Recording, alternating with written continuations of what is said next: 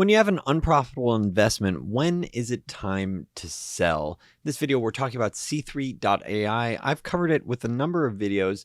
Around the time it went public, I said, look, this valuation is ridiculous. I think there's about 80% downside. Since then, it declined around 80%. And I said, well, now that it declined 80%, I still actually think the business is pretty interesting. So I ended up buying a small stake. I did a video on that very recently calling out, yeah, I have this 1% stake in the stock around that, a very, very small part of my portfolio, saying, look, they really haven't proven out their business model yet in terms of core profitability. But I liked the CEO and founder who had already founded a company before. We're talking about Tom Siebel, and he's a billionaire. So his net worth is presumably worth more than the market cap of this company. It had sizable cash flow, hyper growth.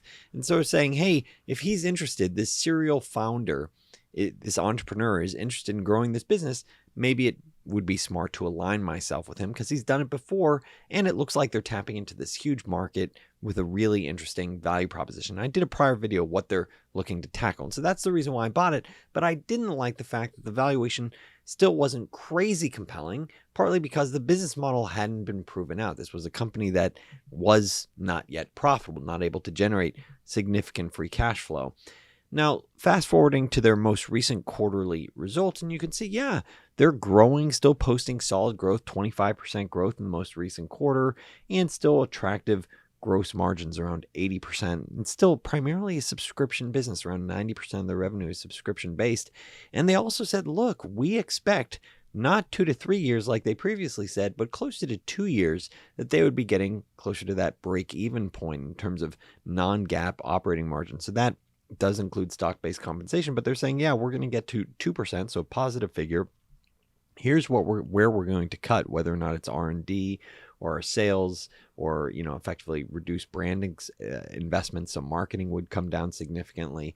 So you can see really, it's really coming from marketing and R&D because their sales would actually increase as a percentage of revenue, and you'd get general and administrative expenses to around 12%. These are actually important percentages to think about because this is how a lot of businesses sort of are structured in terms of how much they can set aside or how much they're targeting in the future, and sort of saying, okay, so where does this come from here to get from 2% to, let's say, 20%? Where's that additional 18% that you're going to squeeze out of? Because cost of sales, you're not really going to be able to squeeze much more out of. So is it marketing? Squeeze another couple percent? Is it sales? Is it R&D? Is it G&A? Where are you going to get it in the future? Now, the part that was a bit disappointing was a couple of different things, one of which management talking about, yeah, there's a lot of market uncertainty, customers talking about budget cuts and lengthening sales cycle, talking about anticipating a real economic downturn, talking about customer purchasing behavior consistent with an economic downturn, potentially a significant downturn.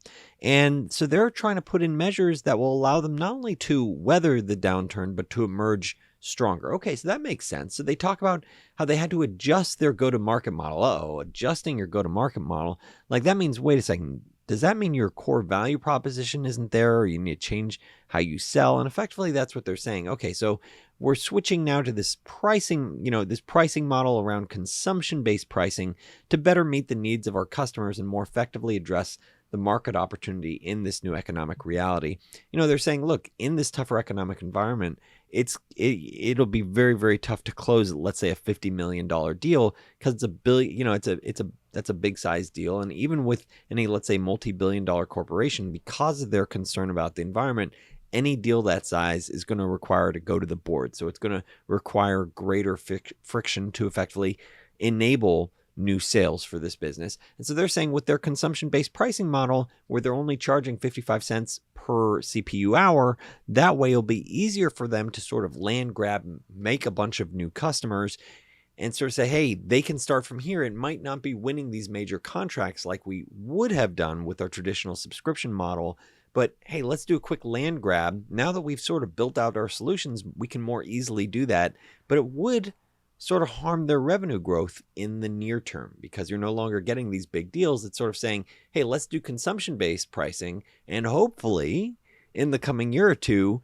because our solution is so awesome and consumption goes up dramatically and you're using us a lot, the revenue we get from that will surpass what we would have done with a subscription driven model. It makes me very cautious seeing that type of language, seeing them sort of say, oh, a tough economic environment, sort of making excuses. And you know what they say about people that make excuses, everyone has one and they all stink.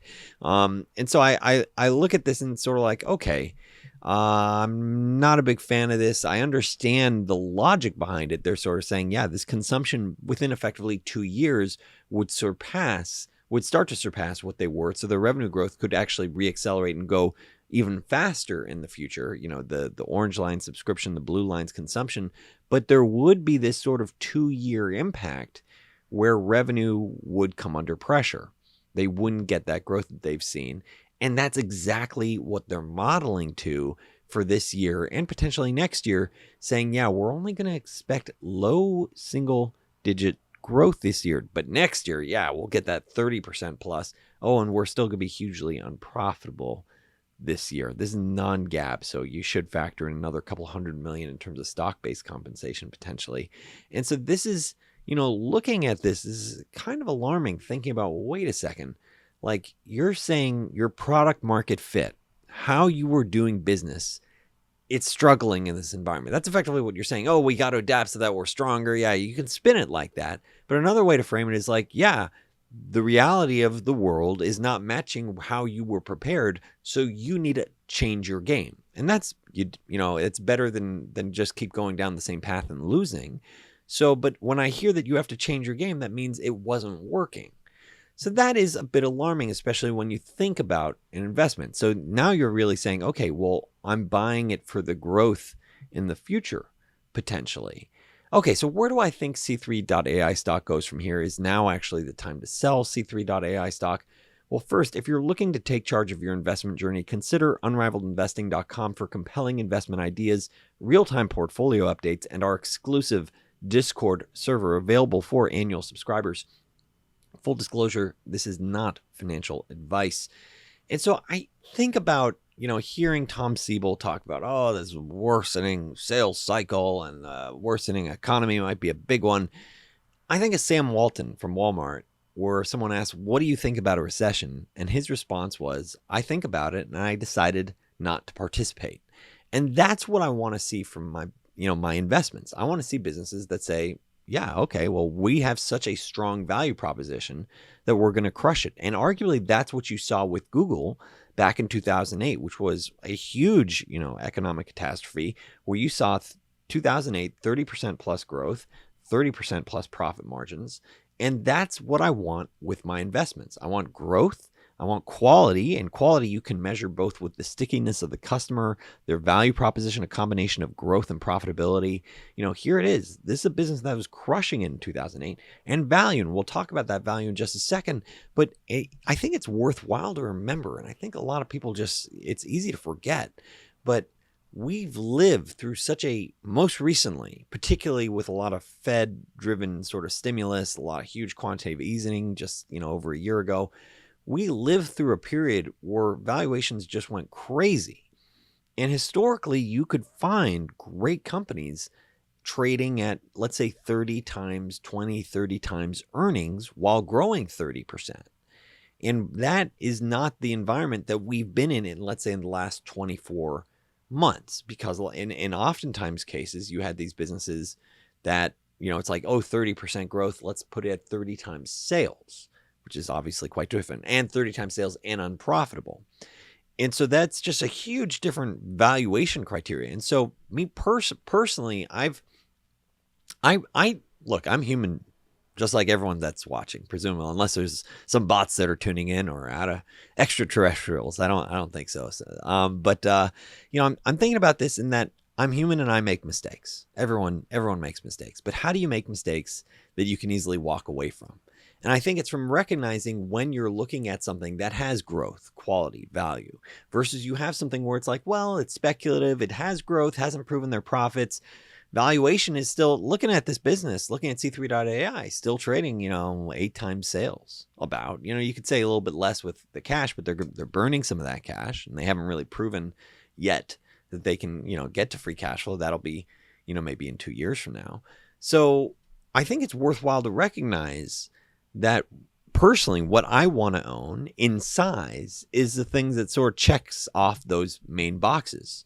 And you look at, once again, thinking about Google, and in full disclosure, I own a little bit of Google stock now, and it's a very different company now than it was in 2008. In 2008, it was saying, hey, this advertising market, we have, it's so small and it's growing very, very quickly. So even if you have a recession, well, it's still relatively small, and it's so the value proposition of it was just so great that it's that you could grow 30% through a great financial crisis, through 2008. And you go look at their valuation, and even if you paid top dollar for it, you see that the valuation ranged from let's say an EV to earnings before interest and taxes perspective, or EV to EBIT, low teens to, let's say, around 20 times. And it wasn't 2008. It wasn't just like, oh, Daniel's just bottom ticking it. Well, that's not the point that I'm making. I'm saying you could have bought it for years, years and years and years, where, 3, 4, 5 years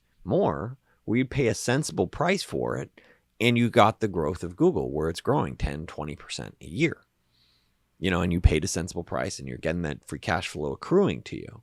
And so that's the type of thing where I'd want to say, okay, for my own personal portfolio, and I call out my portfolio to my Unrivaled Investing subscribers, I want the things where it's higher probability that, you sort of get these different checks, where it's either you might have growth, you might have quality, and you definitely have value. And I'm thinking about those aspects of like, well, if I'm missing one, should it still be part of my portfolio, or how much should it be? And that's part of the reason why I previously called out with C3.AI.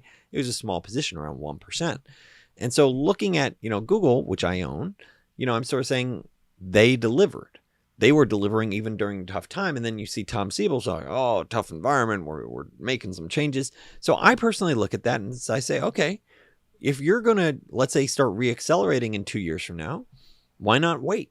You don't need to be part of my journey right now. So I actually significantly cut C3.AI following the news that they were effectively changing their business model, saying, hey, we have to switch to this consumption-based pricing. My personal view is, okay, that is a thesis buster. When you see data points like that, I previously bought it as a hyper growth stock, saying, hey, this is now down 80%. The valuation is intriguing if they're able to deliver on that growth. They just said, hey, we can't. This model that we had isn't working. We have to change our model. And maybe in 2 years from now, we'll be back at growth. Okay, well, you know what? You might be. I still, at this point, I still have like a 0.1%, super teeny tiny. I might even cut it all 100%. But the point being is, like, I'm not going to get even a 1% drop. If I have a 1% and lose 25% a day, for me, it's not that big of a deal. What I'm focused on is, like, if I have errors, I want it to be errors like this, things that I can easily walk away from, where it's like 0.2% of my portfolio that gets hit. It's not a 10%, 10% bet. Those are the things that it's a little more like, oh, got some, heartburn or something after, you have a move like that. Now, it could still happen, don't get me wrong, but it's hopefully not the thesis busters like you're sort of seeing here, sort of saying, okay, your value proposition isn't resonating. And that's when you see something like that fundamentally breaks your thesis. Okay, if you're going to pay up and pay a multiple of sales because they're not yet profitable, you better deliver on that growth. So at this time, they're definitely in the penalty box. And I welcome a revisit, let's say 7 quarters from now, like they're calling out. Let's see that growth in 7 quarters from now. I don't mind selling at, let's say, $15 and paying $30 from now, 2 years from now, if they've delivered. If they've delivered and now they're growing at 50%. And because at that point, keep in mind, they're growing, they're still expecting to grow a little bit. Okay, so you grow like 5-10% this year, you grow another 20-30% next year. 2-3 years from now, they're growing at 50%. They're really accelerating their growth. Okay, fine. I mean, that's the part that a lot of people struggle with. They anchor, well, I paid $20 for this stock. I paid $30 for, or $25, whatever it is. And now it's down. Oh, should I buy or should I sell? Should I, double down on what you guys you're focusing on the wrong thing. Focus on the fundamentals. Are they delivering? They just said, no, whoopsie doopsie. They're not delivering. I'm going to cut you. You're not going to be, I'm going to cut you. No, I mean, you're not going to be part of my journey in that case. Like, I fully welcome you back when you start delivering. And you know what? Next time, I'm going to want to see some profits too. So I hope this video has been helpful for you, talking about thinking, when is it appropriate to cut an investment? Is it purely based on price, going up or down? You know, what is it? When is it appropriate to sell? And my firm belief is you should combine the fundamentals, what's going on with the business, and ask yourself, you know, has the thesis been busted? If this video has been helpful for you, please make a point of hitting that thumbs up, hit that subscribe button, and thank you for watching Unrivaled Investing.